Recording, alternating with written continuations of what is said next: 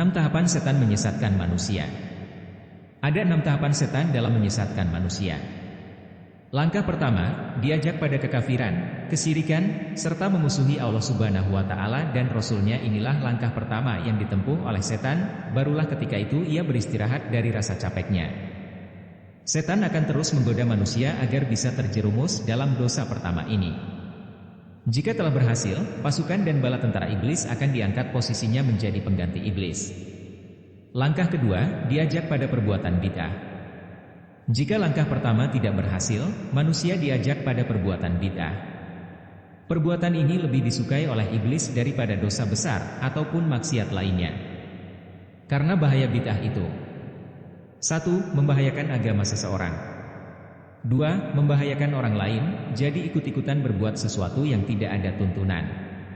3. Orang yang berbuat bid'ah akan sulit sadar untuk taubat karena ia merasa amalannya selalu benar.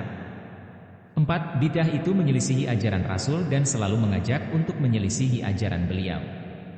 Setan yang menggoda seperti ini pun juga akan diangkat sebagai pembantu iblis jika telah berhasil menyesatkan manusia dalam hal ini. Langkah ketiga, diajak pada dosa besar, al-kabair. Kalau langkah kedua tidak berhasil, setan akan mengajak manusia untuk melakukan dosa besar, lebih-lebih jika ia adalah seorang alim, berilmu, dan diikuti orang banyak. Setan lebih semangat lagi menyesatkan alim semacam itu supaya membuat manusia menjauh darinya. Maksiat semacam itu pun akan mudah tersebar, dan akan dirasa pula bahwa maksiat itu malah mendekatkan diri pada Allah Subhanahu wa Ta'ala. Yang berhasil menyesatkan manusia dalam hal ini, dialah yang nanti akan menjadi pengganti iblis. Langkah keempat, diajak dalam dosa kecil, syoghair. Jika setan gagal menjerumuskan dalam dosa besar, setan akan mengajak pada dosa kecil. Dosa kecil ini juga berbahaya.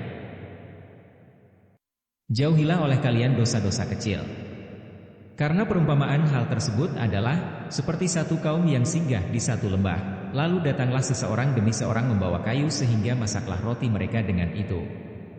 Sesungguhnya dosa-dosa kecil itu ketika akan diambil pemiliknya, maka ia akan membinasakannya. Hadis riwayat Ahmad 5, 331, No. 22860. Syekh Syuaib Al-Arnaud mengatakan bahwa sanad hadits ini syahih. Maksud hadits, jika dosa kecil terus menumpuk dan tidak terhapus, maka itu akan membinasakan. Di sini tidak disebutkan dosa besar karena jarang terjadi di masa silam dan dosa besar memang benar-benar dijaga agar tidak terjerumus di dalamnya. Demikian dijelaskan oleh Al-Munawi. Imam Al-Ghazali menyebutkan, dosa kecil lama-lama bisa menjadi besar karena 1. Menganggap remeh dosa kecil tersebut. 2. Terus-menerus dalam berbuat dosa. Karena ingatlah yang namanya dosa ketika seseorang menganggap itu begitu besar, berbahaya, menjadi kecil di sisi Allah Subhanahu wa Ta'ala. Sebaliknya, ketika dosa itu dianggap remeh, maka menjadi besar di sisi Allah Subhanahu wa Ta'ala.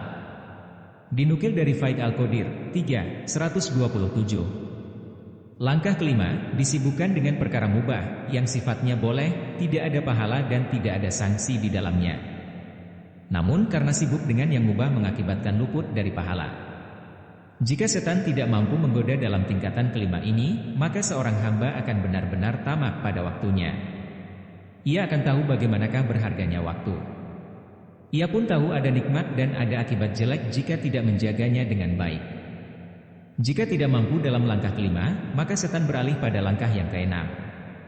Langkah keenam, disibukkan dalam amalan yang kurang afdol, padahal ada amalan yang lebih afdol. Setan akan menggoda manusia supaya ia luput dari pahala amalan yang lebih utama dan ia terus tersibukkan dengan yang kurang afdol. Mengenal 6 langkah ini seharusnya membuat kita bisa melakukan prioritas dalam beramal dan mencari manakah yang paling diridhoi oleh Allah Subhanahu wa Ta'ala.